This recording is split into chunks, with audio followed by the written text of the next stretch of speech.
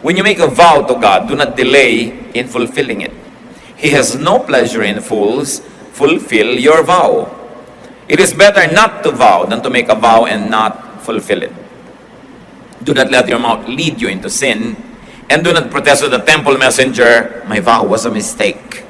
Why should God be angry at what you say and destroy the work of your hands? Much dreaming and many words are meaningless. Therefore, stand in awe of God. Ang una pong topic ng chapter na ito ay tungkol sa panayam sa Diyos, sa pagpunta sa kanyang banal na tahanan, at sa paggawa ng mga pangako o mga panata sa Diyos. Sinabi niya, mag-ingat-ingat ka pagka ikaw'y pumapasok sa bulwagan ng Panginoon. When you go to the house of God, when you go to the Master's Hall, be very careful. Why? Ika'y tagalupa at ang hinaharap mo ay tagalangit. Ika'y tao lamang at humaharap ka sa Diyos. Kaya mag-ingat-ingat sa lahat ng iyong iniisip at sasabihin. At huwag kang masyadong walang bahala kung magbitaw ng mga pangako sa Diyos. Sabi, anuman ang sasabihin mo, anuman ang isusumpa mo o manunumpa kang gawin, anuman ang gagawin mong pakikipagpanayam, whatever it is that you ask God and promise God in return, sabihin ganun, kailangan pag-isipan mong mabuti. Hindi nakikipagbiroan ng Diyos at hindi siya nagpapabiro kanino man. Ang lahat ng pakikipag-ugnayan sa Diyos ay seryosong bagay. Sabi gano'n. Kaya kung ang tao ay maraming iniisip habang siya'y gising, marami din siyang mga papapanaginipan at mapapangungot. Kasi iniisip niya, nagkakaroon tuloy ng bunga sa kanyang buhay. Kaya ang iniisip mo rin, habang ikaw ay sumasamba at lumalapit sa Panginoon, magkakaroon din ng mga bunga yan sa iyong buhay. Sabi gano'n. Hindi natutuwa ang Diyos sa mga kahangalan ng tao. At ang kahangalan ditong tinutukoy, yung hindi ka seryoso sa iyong pakikipag-deal sa Diyos. Sabi ganon, hindi natutuwa ang Diyos na nangangako ka tapos hindi mo tinutupad. Mabuti pa, huwag ka nalang mangako kung hindi mo tutuparin. At mabuti pa na huwag ka nalang magsalita kung hindi naman talaga mangyayari. Huwag mong hayaan na ang iyong bibig ay ipahamak ka. Magbibigay-bigay ka ng pledge, magbibigay-bigay ka ng pangako, tapos pag sinisingil ka na ng temple messenger, sasabihin mo, my vow was a mistake. Joke only. Hindi ko na pag-isipan. Nag-pledge ako, nangako-ngako ako sa Diyos, tapos hindi ko pala matutupad. Sabi gano'n, hindi naman ako serious noon, sorry. Sabi gano'n, kaya mapapahama ka sa ganyan mong ginagawa. Kailangan, pag tumitindi ka sa harapan ng Diyos, may pitagan, may paggalang. So people are to be cautious about outward and needless and unnecessary sacrifices. Yung tinatawag na sacrifice of fools. Marami po mga tao, sakripisyo ng sakripisyo, hindi naman kailangan.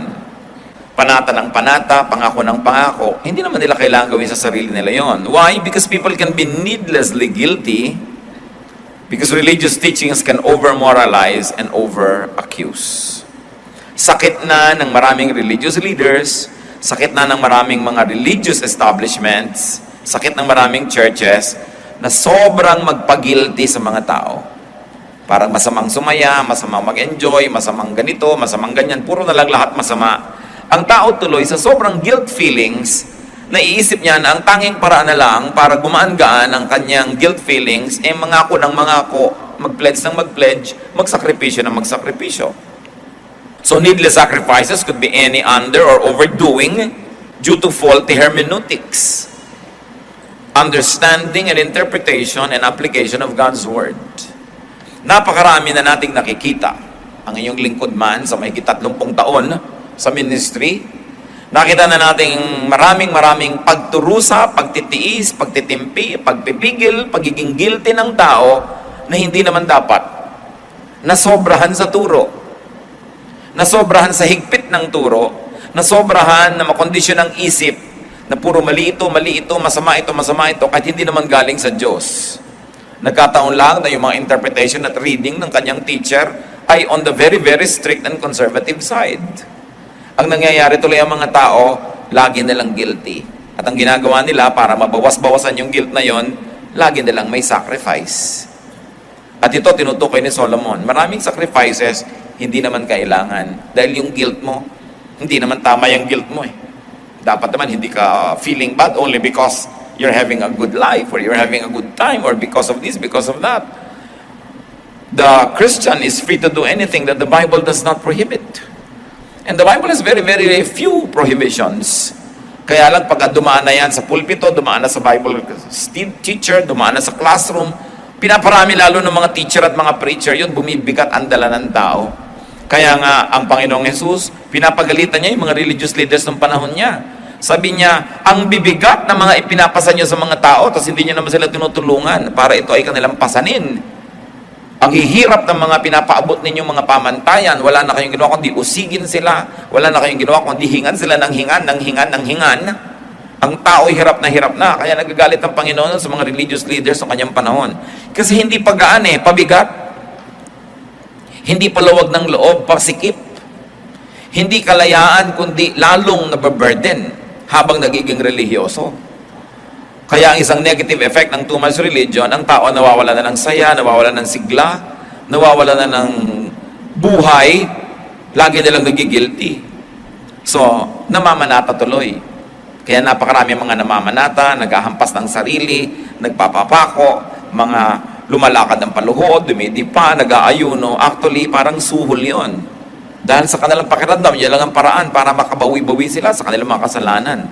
Pero hindi dapat ganoon ang itinuturo dapat ng Bible-based na pananampalataya, freedom in the blood of Jesus, the grace of God through forgiveness.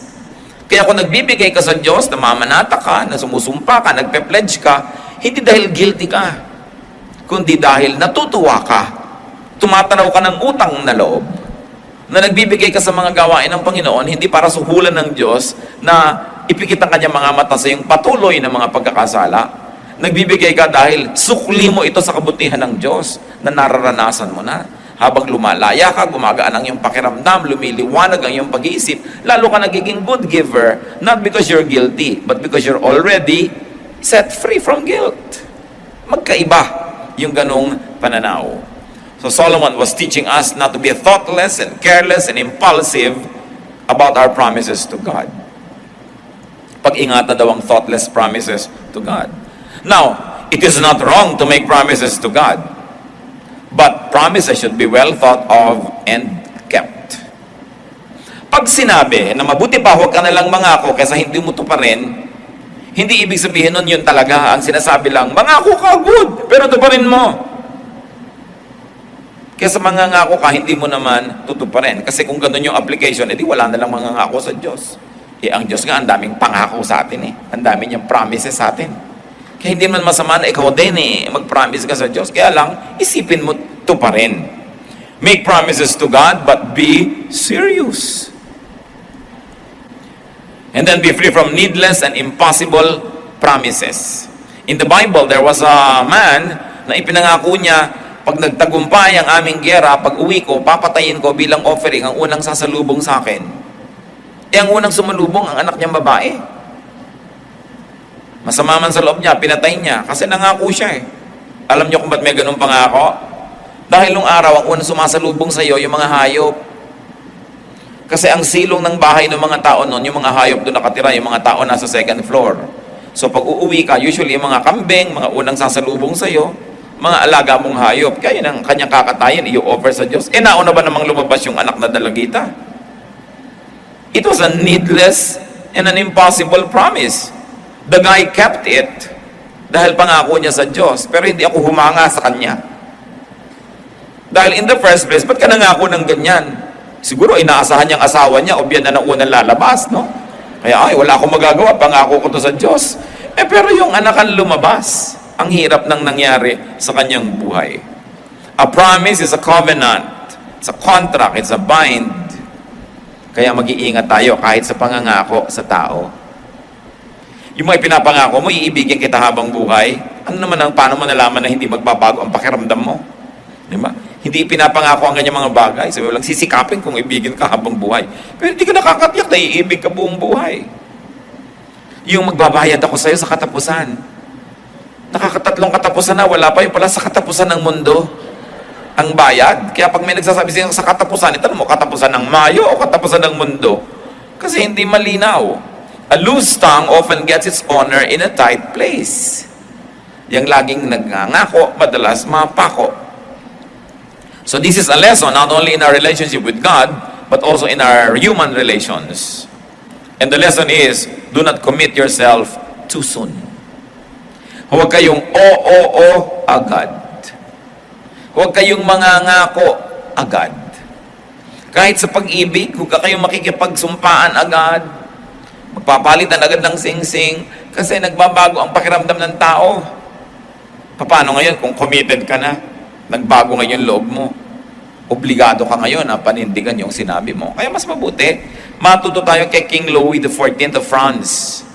Si King Louis XIV, tuwing may lumalapit sa kanyang ministro o high government official, may hinihingi, may nire-request, may pinapa-aproban, ang lagi niyang sinasabi, I shall see.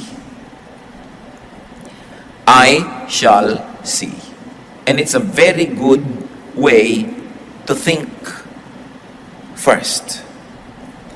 Huwag kayo nag-oo agad. Governor kayo, mayor, manager, president ng company, may-ari ng isang kumpanya, meron sa inyong may request, pirma kayo agad. No, I shall see. Bukas, balikan mo to. Mag-iisip muna ako. Kasi madaming napapasubo sa pagsasabi agad.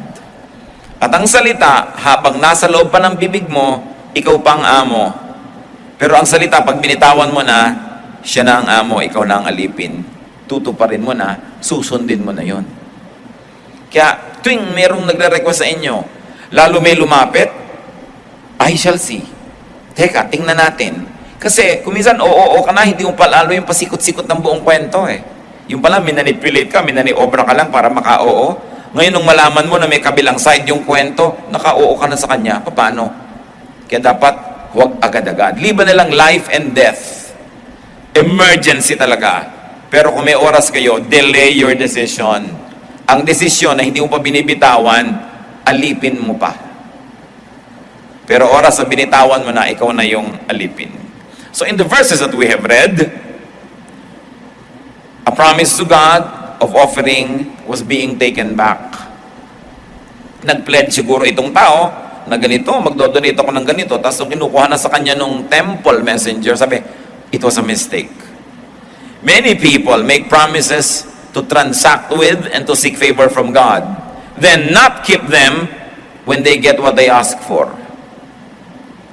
Yan na yan yung mga lulubog na barko na, Diyos ko, huwag lang pong lumubog ito, talagang maglilingkod ako sa inyo. Ngayon, hindi lumubog, paglapag niya sa pier, sabi niya, joke only. Dahil nakatungtong na siya sa terra firma. Lupa na yung tinutungtungan. Yung lahat ng nakasakay sa aeroplano, Diyos ko, magbabagong buhay na po ako, huwag lang kaming lumaglag ngayon. Tapos pagka-landing, ay, joke pala. It happens. Promises should be kept. Because God can destroy everything you have worked for. That is what the verses have said. Pag sinabi mo, Diyos ko, magne-negosyo po ako, at pag pinaunlad niyo po ako, magpapaaral ako ng mga mahihirap, o magpapadala ako ng mga estudyante sa seminaryo, o pag pinaunlad niyo ang buhay ko po, ganitong gagawin ko, ganun ang gagawin ko, tiyakin yung tutuparin niyo. Because God can destroy everything that you have worked for. Pag hindi siya natuwa sa inyo. Kaya hindi masamang mangako, tutuparin lang. Pero alam niyo nangyayari pag ang mga tao ay matagumpay, o malusog, o masagana, nalilimutan ang mga pangako sa Diyos. Naaalala lang uli pagka sumusuka na naman ang dugo. Naaalala lang uli pagka may sunog o may baha. Naaalala lang uli pag nalulugi o nanganganib. Pagka may mga problemang mabibigat, naaalala uli ang Diyos. Kita nyo, naaalala dahil may kailangan. Iba naman yung naaalala ang Diyos dahil nagpapasalamat at masaya sa Diyos. Sa palagay nyo ba, hindi kita ng Diyos yung pagkakaiba ng dalawang paglapit na yon? Na ang saya-saya ng pamilya nyo, ang ligaligaya ng negosyo nyo, tapos buong-buo kayo nag-church kasi wala kayong problema? Iba naman yung andyan kayo lahat kasi may problema kayo? Sasabihin nyo, wala na tayo yung choice mga anak, alam, magsimba na tayo. Well, natutuwa din ng Diyos kasi hindi naman kayo mag-church. Pero higit naman siyang natutuwa, nandiyan kayo dahil ang dala nyo pasalamat, hindi hiling o hindi reklamo. In any case, mabuti pa rin lumapit kahit nangangailangan lamang. Pero pag dumating naman ang panahon, hindi ka nangangailangan, mas dapat lalo kang lumapit. Kasi umaani ka na ng mga kabutihan ng Diyos, mas lalong dapat ipahayag ang ating pasalamat. Ecclesiastes 5:3, sabi, as a dream comes when there are many cares, so the speech of a fool when there are many words. What is the idea behind this? That thoughts shape dreams and even nightmares. Thoughts shape hopes and fears. Our thoughts shape behavior and even character. Kung paano ka mag-isip, ganun ka uupo. Yung pag-upo nyo lang, pinapahayag niya kung paano kayo nag-iisip. Ganun ka tatayo. Kung paano ka mag-isip, ganun ka mananamit. Kung paano ka mag-isip, ganun ka kakain. So yung pag-iisip, doon nabubuo ang lahat. Kaya ang tunay na digmaan, nangyayari sa loob ng isip. Pag sa loob ng isip mo, nag-decide ka ng manalo, susunod na yung tunay mong panalo kasi yung gagawin ng katawan mo eh. Pero sa isip mo, nagpatalo ka na, susunod na matatalo na yung katawan mo kasi natalo ka na sa battlefield which is in the mind. So people can shape their dreams, their sleep, their character by controlling and by directing and disciplining their thoughts. Gusto ninyo na makontrol kung ano ang mangyayari sa inyong mga papanaginipan, kontrolin nyo kung anong iniisip nyo bago kayo matulog. Pag nanonood ka siyempre ng horror, nag-iisip ka ng mga aswang, manananggal, tikbalang, kapre, duwende, yun talaga ang papanaginipan mo. Kaya iniisip mo, ano bang i-feed ko sa brain ko? Nadidirect natin ang nangyayari maging sa ating character sa pamamagitan ng pagbabantay kung anong iniisip natin. Pag ang iniisip mo, ang taas-taas mo, ang baba ng iba, tapos nakita mo sila, pati ang pagkamay mo sa kanila, pati ang pagngiti mo sa kanila, may korte na yon. Depende kung anong iniisip mo tungkol sa sarili mo. If you think that you are superior, it will show in your smile. If you smiled at all, it will show in your bodily posture. It will show in your body language because you've already thought of it. Kaya ang binabantayan isip. Ibang topic na naman ito, hindi na ito yung promises or vow. Kumambyo na si Solomon. It's about thoughts and what happens after we have made our thinking process. Kung gusto nyo po na halimbawa, maiba ang pakikitungo nyo sa inyong kapatid, sa inyong asawa, sa inyong anak, magulang, biyanan, baguhin nyo ang paraan na iniisip nyo sila. Pag sa isip mo, iniisip mo, naiinis ako sa kanya, nayayabangan ako sa kanya, ayaw ko siyang pansinin, sigurado pag nagkita kayo, ganun ang mangyayari ng gagawin ng katawan mo. Kaya kung hindi kayo masaya sa anumang namamagitan sa inyo between you and another person, change the way you think about the person, change the way you think about the situation, and your body will follow. And the change in your bodily movements and body language will actually induce the other person to also change his or her way of dealing with you. It begins with the thought. Kaya mahalaga na kukontrol natin yon. And one could control his thoughts by omission of the bad and by commission of the good. Even thinking is habit forming. Pag lagi kang nagtatanggal ng masama sa iniisip mo at naglalagay ka ng mabuti, yung buhay mo mababawasan ng masama at madadagdagan ng mabuti. Sa isip lahat nangyayari yan. Kaya sabi ng Psalm 1:1-2, Blessed is the man who does not walk in the counsel of the wicked, or stand in the way of sinners, or sit in the seat of mockers. So blessedness is in not doing those things, in omitting those things. Verse 2, but his delight is in the law of the Lord, and on his law he meditates day and night. So blessing is on doing what is nice, to meditate on the word of God. To meditate is a mental process. Pag lagi mong iniisip yun ang mangyayari. At ito sobrang pagsasalita, nakakapagpahamak. Why? Because talking too much could lead to mistakes because of the possibility of misrepresentation by the speaker and by misreading and misinterpretation and misunderstanding by the hearer. Pag meron kang thought in your mind at sinabi mo sa pamamagitan ng iyong bibig, liban na lang ang galing-galing mong mag-isip ng salita, magtahi ng sentence, pumili ng tamang vocabulary, napakalaki ng panganib na yung iniisip mo at yung sasabihin ng bibig mo, magkaiba. Akala mo, sinabi mo yung nasa isip mo. Pero sa pagpili mo ng salita, ang totoo, iba na pala yung nasasabi mo. And it's one half of the communication problem. The other half is, meron kang iniisip, sinabi ng bibig mo yung iniisip mo, yung sinabi ng bibig mo, nadinig ng tenga ng nakinig sa'yo, inisip niya, ininterpret niya yung narinig niya. Nakakatiyak ka ba na yung ibig mong sabihin, ganon din ang ipapakahulugan ng nakinig? Ang laki ng pagkakataong magkamali. Kasi sabi mo, hindi naman yan ang ibig ko sabihin. Yan ang nadinig ko sa'yo. Sasabihin nung nakinig. Kaya po maraming away ang mag-asawa eh. Kasi magkaiba ng paraan ng pagsisimbolize ng idea ang lalaki at babae. Yung babae, mahal kita. Therefore, mainit na mainit ang kape. Mainit na mainit ang sinangag. Bagong laba ang ating mga bedsheet. Ganun yun. Binibigyan kita ng mga maliliit na services, mga maliliit na mga pansin. Pati binibigay mo sa aking chocolate, itinatago ko ang balat.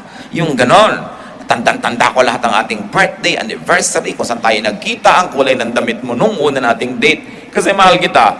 Sa babae kasi yun yung kanyang language na ibig sabihin, mahal kita. Yung lalaki naman, maraming beses, wala yun.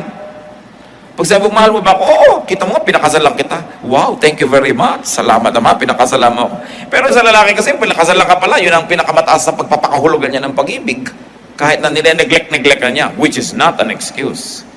What we're just trying to say is, magkaiba kasi na expression. Same idea of love, pero pag sinabi ng bibig, sinabi ng katawan, iba na.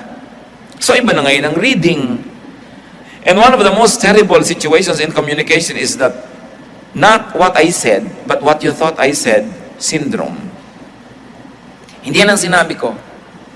Pag sinabi ng lalaki na, gagabihin ako, sabi mo, huwag ka na nga umuwi. Anong ibig sabihin ng babae nun? Umuwi ka na. Diba?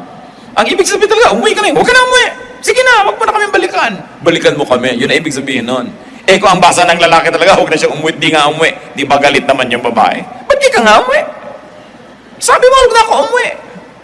Magkaiba kasi. The same word can mean different to different people. Kaya sinasabi ni Solomon, the more you speak, the more chances of error. So unless you can speak well, it's always better not to talk too much. The more talk, the more mistakes. Mistake ko minsan of misrepresenting an idea with the wrong word. Katulad na lang nung, bakit mo naman ako tinapakan? Di kita tinapakan, natapakan kita. Di ba? Magkaiba? Iba naman yung tinapakan sa natapakan. Nag-aaway yung mag-asawa ko minsan. Ikaw naman kasi, iniwan mo yung gatas ng bata. Nakita mong may lakad tayo. Hindi ko iniwan, naiwan. Magkaiba.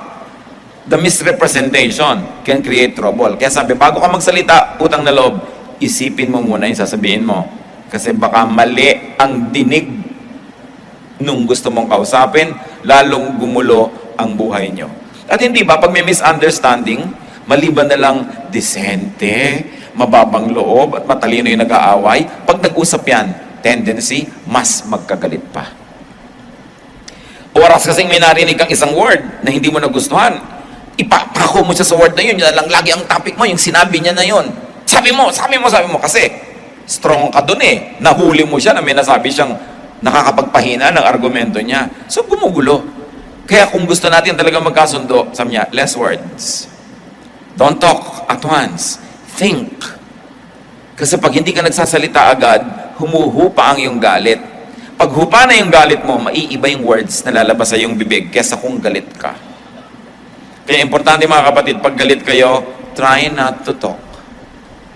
Because you might say things you will regret. Ito ngayon ang problema, nasabi mo na. Minsan may kasalanan sa iyo si A. Siguro kung 1 to 10 ang kasalanan lang niya 3. 10 being the most kasalanan. 3. Nagalit ka kung ano nang pinagsasabi mo, yung ngayon nasabi mong sakit sa kanya, 7. Ang cause. Nadaig mo pa ngayon yung crime niya, samantalang Nagagalit ka lang dapat, may right kang magalit. Pero dahil sobra ang galit mo, alam niyo yung ending nun? Ikaw pa itong nagsasorry. Sorry. Tapos nagtataka, teka, siya ang munang may gawa nawang mali. Ba't ako'y nagsasorry ngayon dito? Kasi yung bibig mo.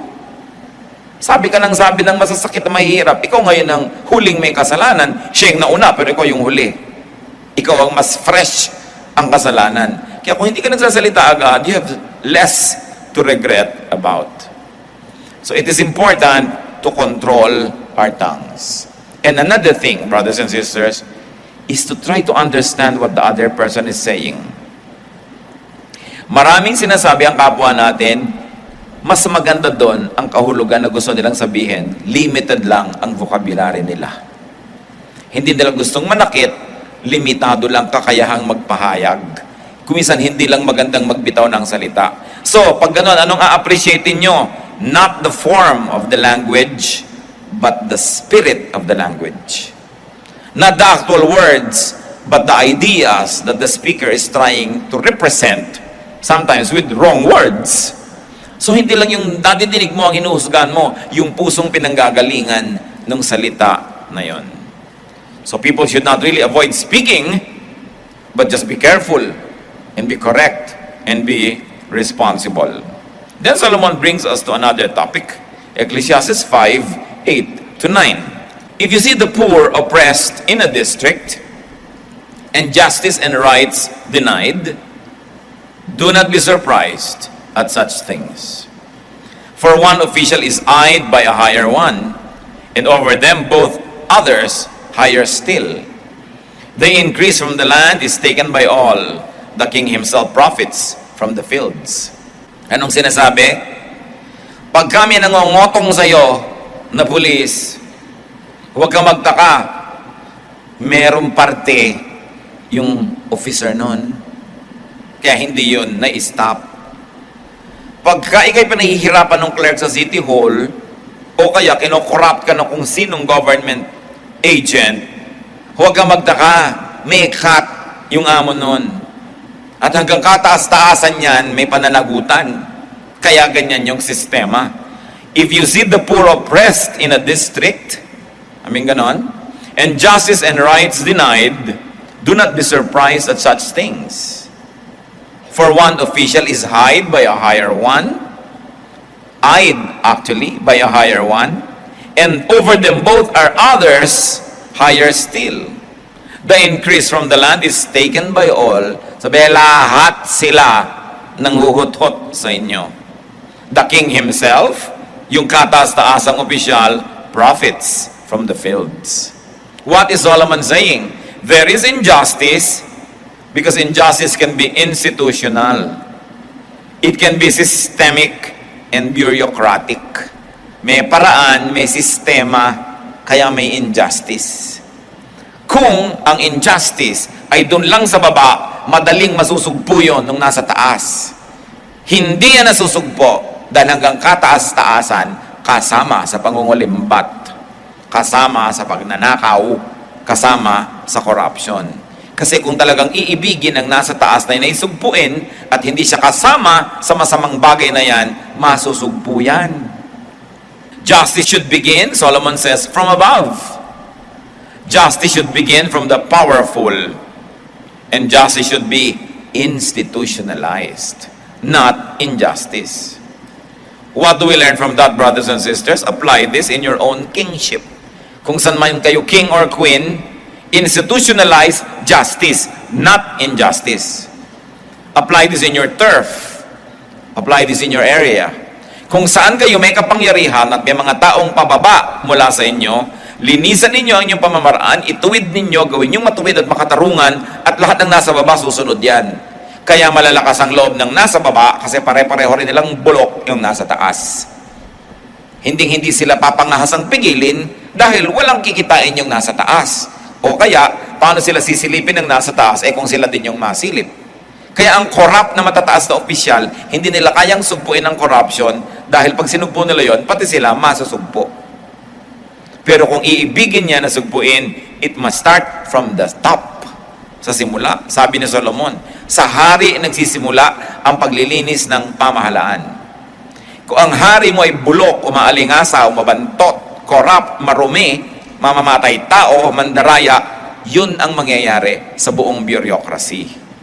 Kaya gustong ipaliwanag ni Solomon ang pananagutan ng mga namumuno. Ecclesiastes 5:10. Whoever loves money never has money enough. Ngayon, money na naman yung topic. Whoever loves wealth is never satisfied with his income. This too is meaningless. Sinasabi sa atin, it's foolish to love money because you will never be satisfied. You will never have enough. Tingnan nyo mga kapatid. Mag-isip kayo ng taong mahal na mahal nyo. Na-satisfy na ba kayo? Laging kulang. Dapat lagi siyang nandyan. Kahit madalas na, kulang pa. Dapat lagi kanyang naaalala, kulang at kulang. Dapat lagi kanyang naiisip, kulang at kulang. Kasi whoever you love so much will never be enough. That's why if you love money so much, you will never be satisfied. It will never be enough no matter how much there is. Kaya ang sinasabi, love the Lord your God with all your heart and with all your soul and with all your being. Why? Because God can be enough. It is only God that we can love and be enough. Everybody else, kulang. Kahit mahalin ka ng mahal mo, paano ka namatay sa bigla? Di kulang, ng laki ding kulang. Ngayon, kung mahal ka, mas mahal mo siya kaysa mahal ka niya, di kulang.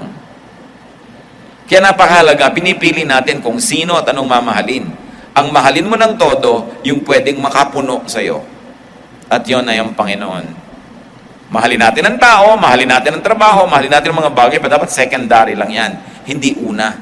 Kasi pag yan ang una mong minamahal, kulang at kulang at kulang ka lagi sa iyong buhay. How do you know that you're a lover of money? You are a lover of money if you are never satisfied. When you don't feel like you have enough. If you don't feel satisfied no matter how much you already possess, it means you are a lover of money. Yung maraming pera na hindi masaya, naiingit ko minsan doon sa taong konti ang pera pero ang saya-saya na. Maraming mga company executives, ang lalaki ng mga sweldo, ang lalaki ng mga bonus, pero hindi masaya. Pag tinignan nila yung karaniwang empleyado, magkaroon lang ng 13th month pay, ang saya-saya na, alam na nila eksakto anong bibilin, talagang alam na nila. Minsan naiingit pa yung mas maraming pera. Buti pati ordinaryong empleyado, alam niya kung anong gusto niyang gawin sa pera niya. Pero ako, ang daming pera, ano nga kayang gagawin ko dito? More money doesn't mean more happiness. Who is wealthy? Not the people who have the most money, but those who have make the most out of whatever they have. Yun ang tunay na mayaman. Kung sakasakali na tayo ay madaya at malagay tayo sa sitwasyon na hindi na tayo marunong masatisfy, laging kulang, learn to be satisfied. Learn to be thankful. Pray for contentment and review your relations. Review who influences you. Kadalasan, pag hindi na tayo marunong masatisfy, lagi na lang kulang at kulang, nai-influensya tayo ng mga taong sakim. Nai-influensya tayo ng mga taong sobrang materyoso, nai-influensya tayo ng mga taong wala ng kaligayahan, at kung minsan nakikipag-compete pa tayo sa kanila, hindi natin alam na huhulog tayo sa bitag na kinahulugan din nila.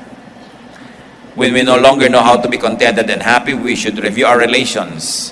Usually there are people that become our models. People who are never satisfied, people who keep on craving, people who keep on having and getting, but are never happy. Kailangan i-review natin kung sino nakaka-influensya sa atin. Still about money. Bakit nga daw ba trabaho yung tao kahit meron na? Ecclesiastes 5:11, as goods increase, so do those who consume them. And what benefit are they to the owner except to feast his eyes on them? So niya, pag lumalaki ang sweldo mo, lumalaki gastos. Pag dumadami ang pera mo, dumadami ang kamag-anak. Pagka dumadami ang iyong pera, dumadami ang kaibigan. Pag lumalaki ang iyong pera, dumadami ang mga sagutin sa buhay. Kaya ang nangyayari, sabi niya, Kita ka ng kita, pinapatay mong sarili mo, pero yung kinikita mo, nakikitingnan mo lang sandali. Dumadaan din sa mata mo, wala at wala rin. Kaya magtataka yung dating mag-asawa, ang income nila halimbawa, napakaliit. Nag-Saudi ngayon yung isa, lumaki, pero ang ending every month, wala pa rin. Kulang at kulang. Kasi syempre, pag nagsa-Saudi ka, o nasa Qatar ka, o nasa kung saan ka man, ang mga kamag-anak nyo dumadami. Hihiling, hihingi. Lagi ka nakukuhang ninang sa lahat ng kasal. Diba? Lagi ka na lang na ine-expect malaki ang bag pag may namatay. Lagi ka na lang lalapitan ng lalapitan kasi alam nilang may pinagkukunan ka. Kaya ang ending mo, nagkahiwalay kayo mag-asawa, nangungulila kayo, ang lungkot-lungkot nyo, ang daming nakikinabang sa pera nyo, at the end of the month or at the end of 5 years, wala rin naman. Samantalang yung hindi umalis, magkasama lang maghapon dyan, tumataba pa nga. Sa kahihingi, no? Sa kaaasa, sila yung laging may party, sila laging magkasama. Ito naghihiwalay, nasa sacrifice, ang ending kadalasan din naman wala eh. Nagkakahikaw sandali, pero mamaya nakasangla na. No? Nakiluliyay na yung sangla. Nandun na sa ahensya. Kuminsan, kukuha pa ng mga gamit-gamit, mamaya na naman, nakasangla na naman. Pag hindi, tininuan. Kasi as goods increase, so do those who consume them. So anong gagawin mo? Kailangan hindi laging cash. Pagka kumikita ang iyong asawa na may extra ganitong amount, sa dami ng mga kamag-anak mong lagi nang hihingi, hindi ka naman makatanggi dahil andyan lang talaga yung pera, kumuha ka ng hulugan. Hulugan na bahay, hulugan na lupa. Ay, naihulog ko na. Ako, kahulog-hulog ko lang. No? So, next month ulit, ako, naihulog ko na naman. E di ngayon, tumatagal, nakakalupa ka, hindi yung nakapapapak na mga kamag-anak mo. Ganun ang mangyayari niyan eh. Siyempre, hindi mo matiis ang pamangkin mong hindi makapasok, hindi mo matiis yung ganun, si ganyan, hindi naman mauubos yan eh. Dahil tad ang mga kamag-anak nating hikahos. At maglalabas ang lahat sa lunggayan, siya ang alaga sa'yo nung malit ka, pinaliguan ka niya, etc. etc. Oras na may pera ka na, dumadami nag-alaga sa'yo nung araw. Dumadami ang kamag-anak nyo. Sinabi na sa Solomon yan, and these are the burdens of being rich, the burdens of having more money than others, people expect from you. Kahit lang sa kumpanya, medyo umasenso lang ng konti yung kumpanya, mabili, maraming negosyo, people already expect salaries, increases, bonus. Pero pag nalulugi yung kumpanya, hindi naman nag-aambag yung mga empleyado. Aba, nalulugi, hirap na hirap. May empleyado bang, eto muna po yung hikaw ko, sir. Diba? Gamitin niyo muna. Huwag niyo po muna kaming sweldohan. Pagka hirap na hirap yung kumpanya, sinong empleyado ang nag-aambag? Pero pagka malaki yung kinikita ng kumpanya, lahat gusto magka-increase. Sana, humihingi ka ng increase pag malaki yung kita ng kumpanya at pagka mahina, huwag niyo muna kami sweldohan ngayon. Okay lang. Pero one way, kaya ang hirap nung umaasenso. Marami pong mga kumpanya gusto magbigay ng increase. Kaya lang iniisip noong kumpanya, kasi naman season na lang, mabenta lang tayo ngayon. Pag in-increase na natin yung sweldo, kahit bumaba na yung income natin, hindi natin pwedeng ibaba uli ang sweldo. Labag na yun sa batas. Kaya kuminsan, uunawain din natin kung ba't hindi nagbibigay. Yung mga tao, pag nakita mo, uy, buti ka pa, nasa abulong ka naman mapagkawang-gawang loob, maluwag sa yung puso, okay lang. Pero kung gusto mo na, eto ka, hirap na hirap, nagsasakripisyo, tapos sasama lang pala loob mo para imamigay, dapat sabihin mo, teka, hanggang dito na lang gagawin ko, hindi ko nadadamihan. Actually, yun ang point ni Solomon. Hindi niya tayo tinuturo ang mawala ng ambisyon o maging kontento sa konti. Pero sinasabi niya, yung naghahangad ng marami ring ibinabayad yon. Willing ka ba? Isipin mong mabuti. Then Ecclesiastes 5:12, the sleep of a laborer is sweet, whether he is little or much, but the abundance of a rich man permits him no sleep. Hindi naman ito laging gano'n na absolute. Pero because this is poetry, nagpapakita ng comparisons and contrasts si Solomon. Sinasabi niya, alam nyo, mas masarap pang matulog yung mga karaniwang manggagawa kaysa doon sa mga matataasang ranggo eh. At totoo naman yun, ano? Yung mga kapwa natin mahirap sa hirap ng trabaho, pag natulog, tulog na tulog. Talagang hindi mo magising. Maraming mayayaman, kailangan pa ng tranquilizer. Kailangan pa ng sleeping pill. Kailangan pa ng mood music at kung ano ng mga naaamoy-amoy na mga therapy para antukin. Kasi maraming inaalala sa buhay. The rich have much more worries. So usually, they have much more sleeplessness. This can be avoided by the rich and the abundant by not loving money. Nakakita na ako ng mag-asawang parehong nasa abroad, tapos humingi yung pamilya ng lalaki, nangailangan. Naku, yung babae walang ginawa, gabi-gabi ko di umiyak ng umiyak. Sa napunta doon sa lahi ng lalaki. Pero pag sa lahi niya napunta, secret. Hindi alam ni lalaki. Kaya ganun, umiyak ng umiyak hanggang mangayayat. Paano? Ang dami nilang pera tapos nautang. Kung wala ba naman silang pera, di walang uutangin. Ngayon, masarap magpautang kung mas mahal mo ang tao kaysa pera. Masarap magbigay. Alam niyo kung napakasarap na maraming pera? Kasi ang sarap ng pera sa paglabas nun, hindi sa pagpasok. Mahirap papasukin ang pera. Pero pag pinapalabas mo, maluwag sa iyong loob, sobrang magpasaya. Kung hindi ka umiibig sa pera. One of the nicest things to do is to give to people when it is in your heart to give. Don't love money, although you may love making money. Kasi challenge, gusto mong gumawa ng business, gusto mong maging fruitful, love making money. But do not love money itself. Kailangan, sabi ni Solomon, makinig kayo sa akin, sabi ni Solomon. Wala nang mas mayaman kaysa sa akin, pero ako nagsasabi sa inyo, wala naman doon ang kaligayahan. Papunta pa lang kayo, pauwi na ako. Wala nang higit yayaman sa akin, wala nang higit narurunong sa akin, so makinig na lang kayo. Sabi ganon, don't love money. Ecclesiastes 5:13-16, I have seen a grievous evil under the sun, wealth hoarded to the harm of its owner, or wealth lost through some misfortune, so that when he has a son, there is nothing left for him. Naked a man comes from his mother's womb, and as he comes, so he departs. He takes nothing from his labor that he can carry in his hand. This too is a grievous evil. As a man comes, so he departs. And what does he gain, since he toils for the wind? Sabi niya, marami na ako nakitang lungkot. Kayamanang inipon, inimbak, binantayan, na ikinapahamak lang nung may-ari. At meron naman mga kayamanan na inipon ng inipon, ang tagal sa isang iglap na wala. Ni walang maipamana sa anak. Yung anak na hindi nabigyan ng oras, hindi na alagaan, hindi nabigyan ng pansin because you're making money, tapos naubos din bigla yung pera, wala ka nang maipamana sa future, wala ka pang matingnan na lingunin sa nakaraan na maganda nyo naging samahan dahil naubos lang ang pera mo kahahanap, ang oras mo kahahanap buhay. So wala at wala rin. Sabi ganon, ang taon man ipinapanganak na hubad, ililibing din siya. Mamamatay din siyang walang dala. Ang point ni Solomon, huwag niyong ubusin lahat ng oras at lakas sa pagpepera lang, sa paghahanap buhay at pagpapayaman. Marami pang ibang dapat gawin sa maiksing buhay na ito. There must be proportion. Yes, we need to earn. Kailangan maghanap buhay para magkaroon ka ng buhay. Pero hindi ka nabubuhay para maghanap buhay. Naghahanap buhay ka para mabuhay. So that you will get a life. But you don't live to look for a living. So the other perils and dangers in being rich, riches don't always do people good. Hindi napapahamak dahil yumaman.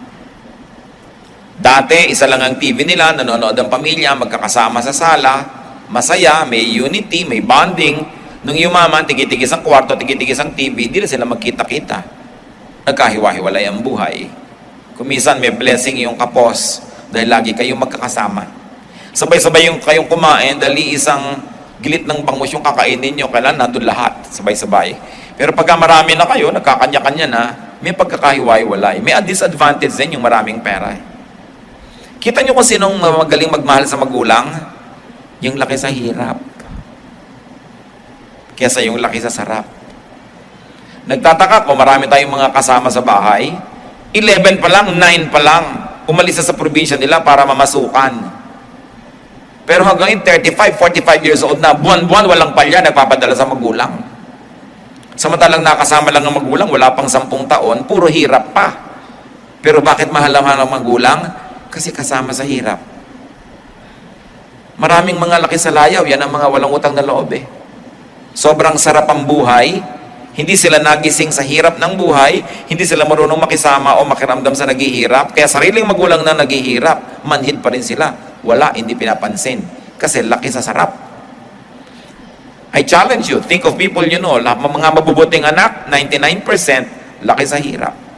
Kadalasan ngayon, mga binubugbog pa ng magulang. Mga binubusan ng mga kumukulong tubig, sinisindihan, inuhulog. Yun ang mapagmahal sa magulang. Hindi ko naman sasabing gawin nyo sa mga anak nyo para mahalin kayo. Pero obserbahan ninyo yung laki sa hirap. Sino ang masarap makisama? Yun yung laki sa hirap. Sino ang malakas mag-tip sa mga restaurants? Mga kapatid, hindi yung mayayaman. Yung laki sa hirap na nagkaroon. Kasi alam nila yung iniisip ng waiter. At kung dati silang waiter, alam nila yung asawa nun at mga anak, walang inabangan kundi, nakatip ka ba, daddy? Magkano na tip mo? Wow, makakapag-SM tayo bukas, nakatip ka. Pero yung mga laki sa mayaman, akala nung mga donya, bigyan lang kanila ng 30 pesos. Kasyang-kasya na sa'yo, kasi kasya sa kanila yan, sanay sila dyan. Hindi sila sensitive. Kaya titingnan din nyo kung paano pinapalaki ang mga anak. Sa sobrang luho ba? Minsan, yung maluhong anak, bigay ka na ng bigay, kulang. Hindi yung walang alahas, subukan yung may alahas kayo, kinakabahan kayo.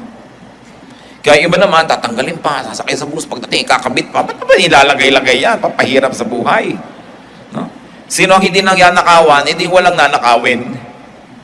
Marami mga kabataan, kaya namatay dahil sa cellphone. Kung walang cellphone, edi buhay pa.